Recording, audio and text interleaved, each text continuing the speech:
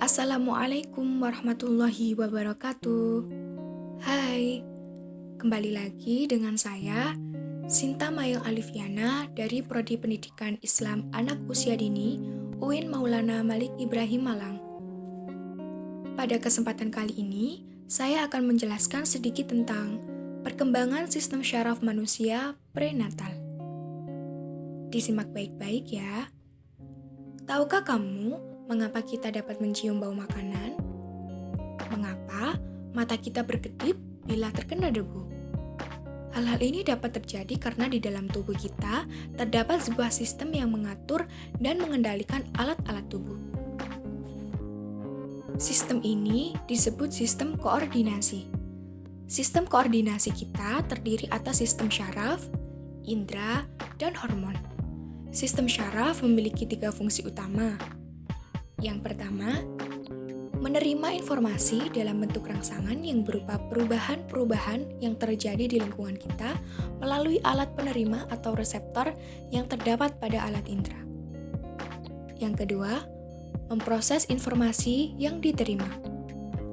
Yang ketiga, memberi tanggungan atau reaksi terhadap rangsangan.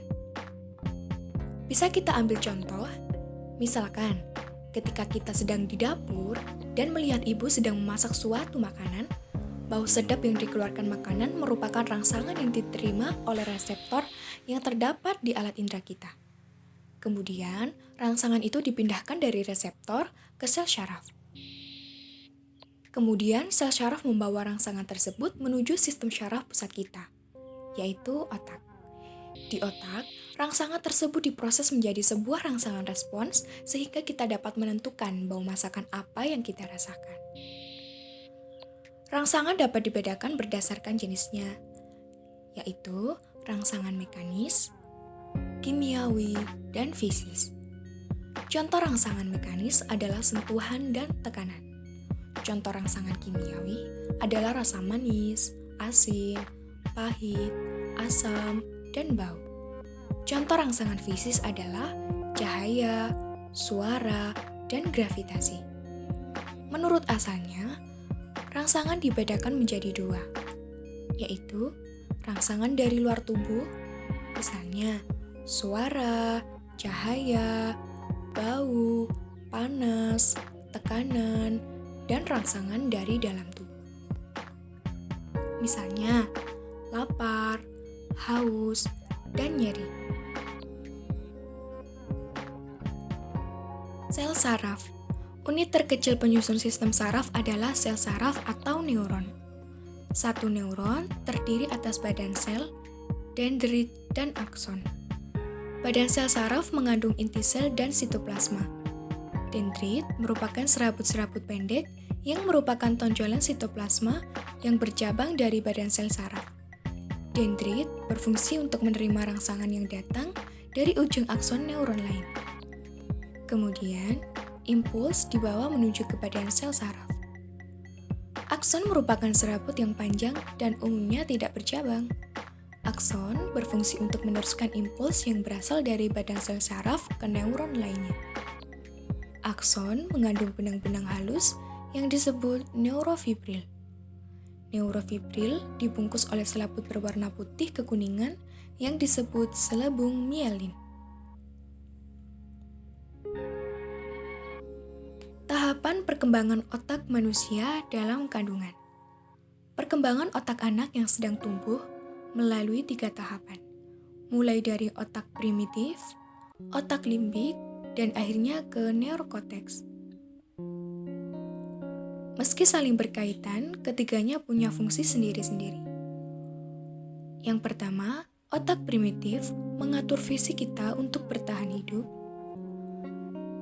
Otak limbik memproses emosi seperti rasa suka dan tidak suka, cinta dan benci. Dan yang terakhir, otak pikir juga merupakan tempat bergabungan pengalaman, ingatan, perasaan, dan kemampuan berpikir untuk melahirkan gagasan dan tindakan. Perkembangan otak masa janin. Sejak kandungan ibu berusia 2-3 bulan, Sel saraf otak janin sudah berkembang dan terus berlanjut hingga terbentuk sebagai struktur otak sampai nyaris sempurna menjelang kelahiran. Perkembangan otak masa bayi. Perkembangan otak masa bayi setelah dilahirkan, rangkaian penglihatan, bau, suara, sentuhan, bahasa, dan kontak mata membantu membentuk hubungan neural otak.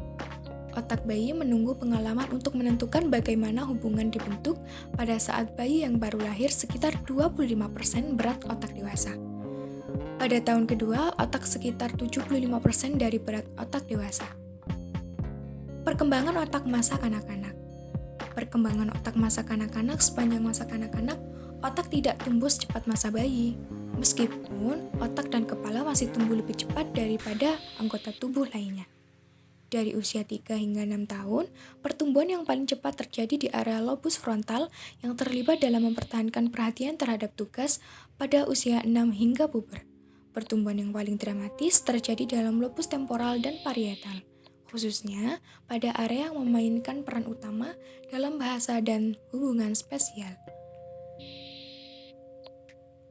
Lingkungan dan faktor yang mempengaruhi. Banyak faktor internal dan eksternal dari ibu hamil yang dapat berpengaruh dalam menentukan tumbuh kembang janin, sehingga dapat mengganggu kesehatan bayi saat dilahirkan. Contoh penyebab faktor internal dan eksternal dari ibu hamil. Yang pertama, asap rokok, flu berkepanjangan, kekurangan asam folat, kekurangan yodium, dan kekurangan vitamin D. Bagaimana? Sudah tahu kan? Bagaimana perkembangan sistem saraf pada manusia? Semoga bermanfaat. Terima kasih. Wassalamualaikum warahmatullahi wabarakatuh.